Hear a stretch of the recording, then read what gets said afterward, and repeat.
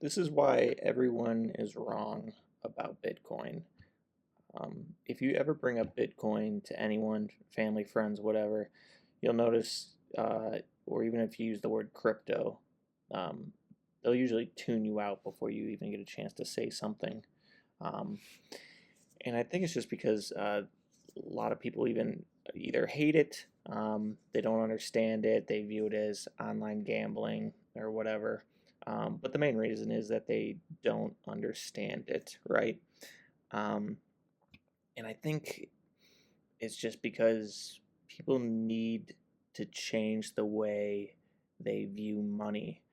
They view how you make money, where it comes from, inflation, all that good stuff.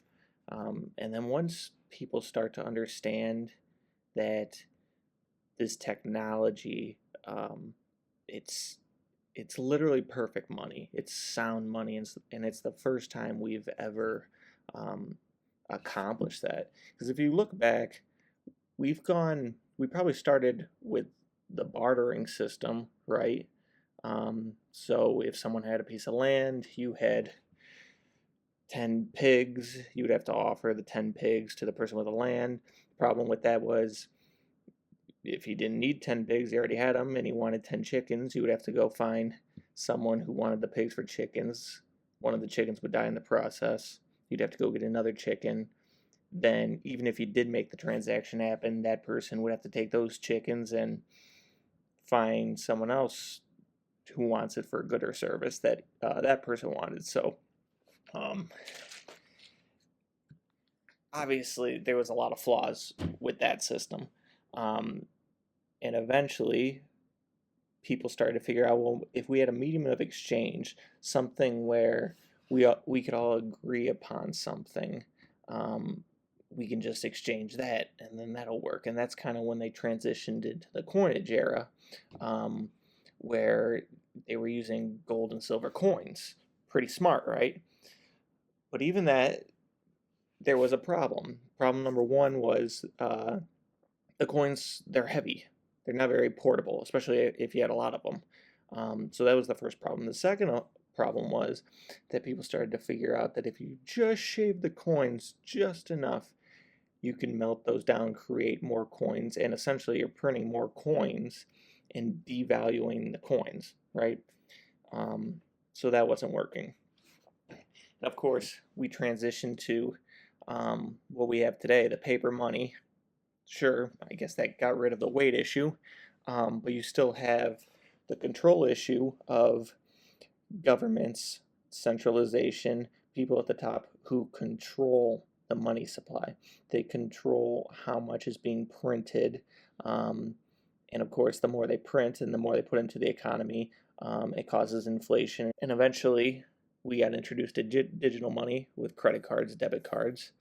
Um, but when cryptocurrency came along, specifically Bitcoin, because it was the first, and blockchain technology, it was the first time we were introduced to perfect money, perfect sound money.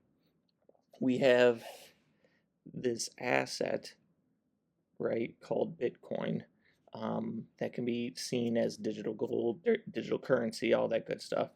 Um, there's only 21 million. There will never be any more. You can't duplicate it, replicate it. You can't print any more of it. It's decentralized. Nobody controls it, right? So there's no corruption. Um, it's digital. All you need is the internet. Um, it's portable, right? As long as you self custody your Bitcoin, you can get on a plane and you know your password. You can take $1 billion, $1 trillion with you in your head and go anywhere on the planet.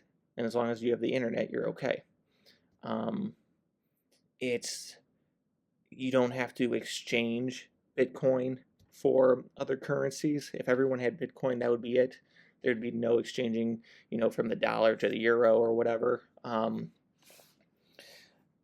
it's easy to maintain. That's such a big one too. Because if you look at people who invest in real estate, yeah, estate is great. No one can deny it. But the maintenance on it is a lot. The maintenance of, you have property tax and you got to maintain the property, you got to cut the grass, and maybe the roof needs to be redone, and fixing it. And if you rent it out, now you have to deal with tenants. There's a lot of maintenance on real estate compared to Bitcoin, where if you self custody it, that's it. Not to mention it's portable. I can't take a house in Miami with me if I go across the world, right? Um, so that's just it's gonna take time for people to see that, and a lot of people don't see it, mainly because they don't understand it or they don't want to take the time to understand it. Um, but it's gonna happen, and we're already seeing the slow adoption of it. The fact that BlackRock put out the article of how Bitcoin should be diversified into your portfolio, and here's why, is incredible. And you're going to get a lot of people saying that, oh, well, I'm not getting into Bitcoin because the government might ban it, right? Well, anyone who knows Bitcoin knows that doesn't make any sense. That's like saying they're going to ban the internet. Nobody owns it. There's no CEO of Bitcoin. There's no Bitcoin building. There's no board of directors. There's nobody who owns it, right? So it's like shutting down the internet. You can't do it, right? Even if there was one computer still running, Bitcoin's still up and running. So um,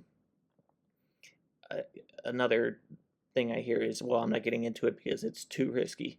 Where Bitcoin is the exact opposite. It's all about getting away from risk. You know what's risky? Holding dollars. That's a guaranteed way. If you hold a dollar bill each day, that dollar is losing value every single day. It's a guarantee. Bitcoin's all about not taking risk. So it's not that it's risky, it's just volatile. And the reason why it's volatile is because it's fast money, right? If there's a war or a panic on a Saturday night, I can't panic sell my house. I can't panic sell my stocks. What I can panic sell is my Bitcoin, and I can do it fast, and that's why it's very volatile, because it's always the first one to move. Um, and not to mention,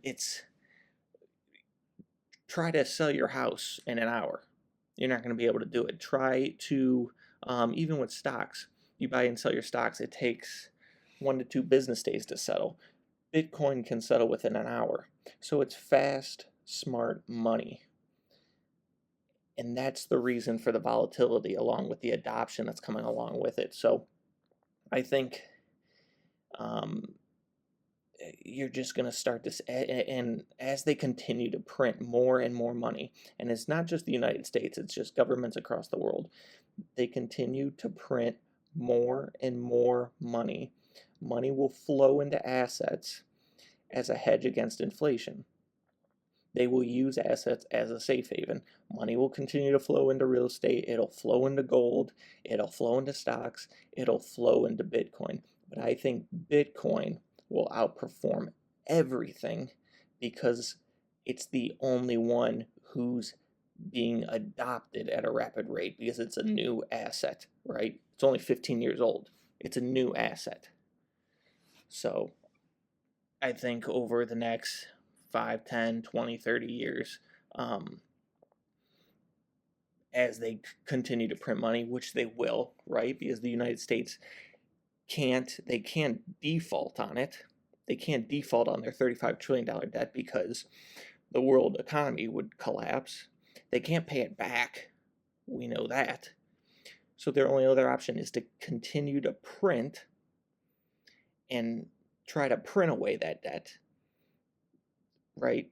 Because as you keep printing and flooding, that debt doesn't seem as impactful as more and more money gets pumped into the economy. And along with slashing the rates, right? So the interest rates are coming down. The money printers are going to turn on, and you're just going to see money flowing into it, along with the adoption. And you have the ETFs, and you have the financial institutions, and The public companies getting in on it. People are going to start copying MicroStrategy. They're going to see how well that they're doing, and companies are going to be like, wow, we should really consider doing this and putting our cash reserves into Bitcoin. I think you're going to see all that. Um, it's a matter of time. It's all going to happen. So um, I'm really excited that with this first Fed pivot. It's been 4 years. Um, you're going to see a turn, and you're going to see another bull run for Bitcoin, and it's going to continue to go up. It's just like real estate stocks, or any other asset. It's going to go up forever.